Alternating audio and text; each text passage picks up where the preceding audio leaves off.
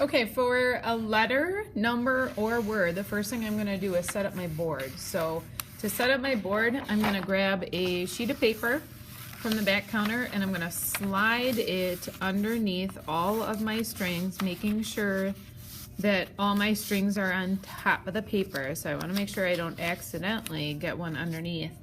Once my paper is in position, then I'm going to take masking tape from the supply cabinet and I'm just going to tape it down like so on both sides so that it doesn't move around on me.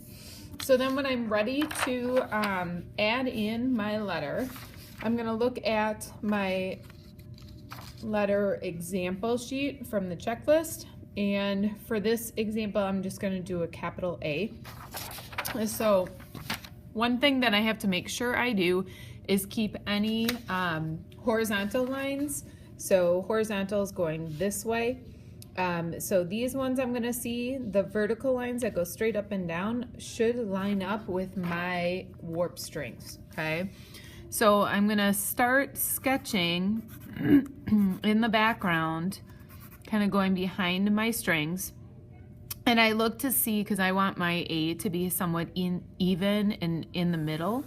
So then I'm just going to make sure I use the right number of strings. So verticals line up with the vertical lines of my warp strings. And then I'm going to bring my horizontal lines in. And I can adjust the size of my A if I need to. So maybe instead of it being only one opening in here, like the space between one set of warp strings, I could make my A a little bit wider and make it the center wider too. So it's really up to me how big my A is and how wide it ends up being on the paper. So once I have all the pencil lines in, that's when you're going to check it with Mies for final approval. And if you get final approval from me because everything lines up, then I will have you go over that design with a Sharpie marker so I know it's been approved.